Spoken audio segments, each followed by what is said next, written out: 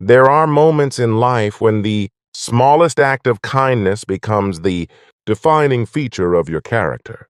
There are moments when you see someone's humanity stripped away by the careless cruelty of others, and you're faced with a choice that will echo through eternity.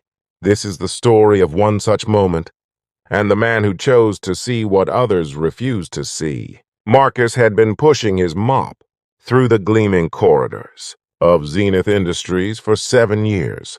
7 years of early mornings that began at 4 a.m. before the sun kissed the glass towers of the downtown district. 7 years of watching executives stride past him without a glance, their designer shoes clicking against floors he'd just polished to a mirror shine. He knew every corner of this, building better than the people who worked here. He knew where the elevator stuck on the third floor, where the fluorescent light in the break room flickered on odd-numbered Tuesdays, where tears had been shed in bathroom, stalls by employees facing their own invisible battles. But no one knew Marcus. Not really. He was the ghost that moved through their days, present yet unseen. Like furniture you stop noticing after a while.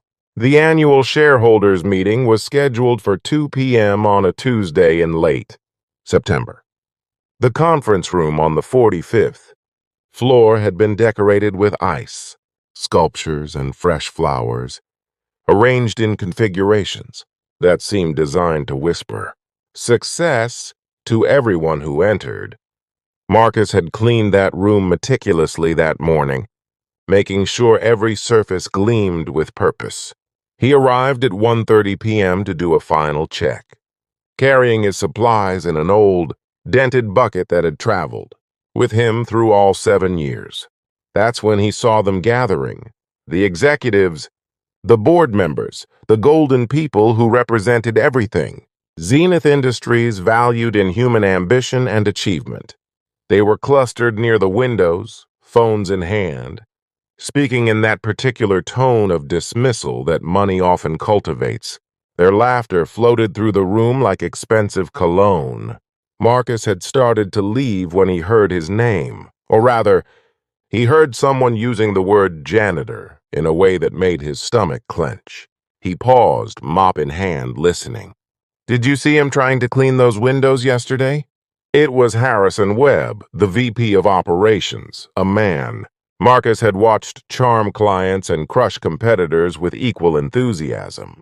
He was scrubbing away like he actually believed he could make those windows perfect. As if that matters. As if anything he does matters. I mean, look at him. Harrison gestured vaguely in Marcus's direction, though Marcus had already positioned himself partially behind a pillar. Some people are just meant to clean up after the rest of us. It's like they lack the basic cognitive capacity for anything else. The others laughed. Some laughed harder than others.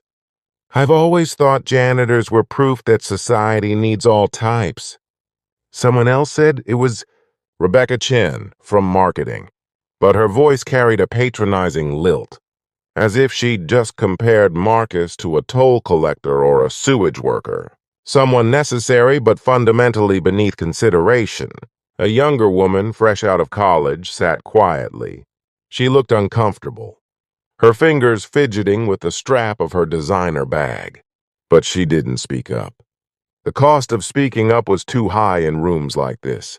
Marcus felt something die inside him in that moment. Not something vital. He'd long ago made peace with being invisible.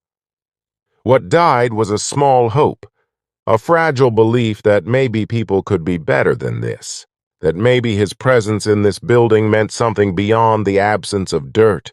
He finished his job in silence and left without being noticed. He never was. The meeting began at 2 p.m. sharp. The shareholders filed in, the board members took their seats, and Thomas Riley, the CEO, entered last. Thomas had been with Zenith for 32 years, working his way up from entry-level sales. He was a man in his 60s with silver hair and an unexpected gentleness in his eyes for someone who'd spent 3 decades in cutthroat corporate warfare. He took his position at the head of the mahogany table and opened his mouth to begin the proceedings. But he stopped. He just stopped. His gaze had landed on something, and his entire body seemed to shift. He was looking at one of the ice sculptures, the magnificent centerpiece that Marcus had positioned perfectly that morning, and written on the card beside it in neat handwriting were the words, Thomas Riley, in appreciation for your kindness, M. There was absolute silence. People exchanged confused glances. Thomas picked up the card and his eyes began to water. Marcus, he said aloud, his voice steady but thick with emotion. Marcus cleaned this room today. Marcus cleans this entire building. I want to tell you all about Marcus. What followed was a story most of the shareholders didn't know. Thomas explained how 15 months ago, his wife had experienced a severe stroke. She'd spent weeks in rehabilitation, unable to speak clearly or move her right side. Thomas was devastated, drowning in fear and guilt, and the terrifying helplessness of watching the person you love dissolve into a shadow of themselves. During those dark weeks, it was Marcus who found him crying in the stairwell late one evening. Marcus, who sat with him for 40 minutes without saying much of anything, just being present. Marcus, who began quietly and without being asked, to make sure Thomas's office was perfect each day, not just clean, but arranged with intention. He'd place fresh flowers on the desk. He'd ensure that the window blinds were set to let in exactly the right amount of morning light. Marcus never mentioned it, never asked for anything in return. He was simply there, a small anchor of consistent care in an ocean of chaos. My wife recovered, Thomas said, his voice breaking slightly. Not completely, but she recovered. And I credit that not to medicine or therapy alone, but to something that happened in me during those weeks. I stopped taking things for granted.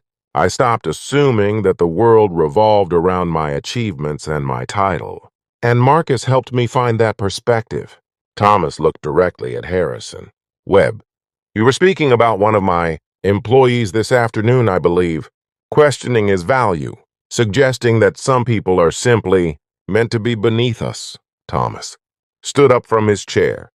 I want to be crystal clear about something. I am where I am today because Marcus reminds me every single day what it means to be human. His work isn't beneath me. His character is above me. He turned to address the room. We are a company that generates billions in revenue. We have created products that millions of people use and benefit from. But if we forget that, every single person who works here, from the entry-level employee to me, has dignity and value, and a story worth listening to, then we've failed at the most basic human level.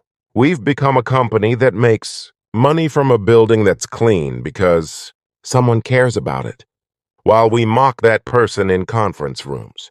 Thomas walked to the door and opened it. He gestured for someone. After a moment, Marcus appeared in the doorway, confused and uncertain. Thomas placed his arm around Marcus's shoulders. I want to introduce you all to Marcus Thompson, the man who makes this company function every single day. Not the computers, not the marketing strategies. Marcus. Because a building is only an expression of the people in it. And those people are only capable of their best work if they know they're valued.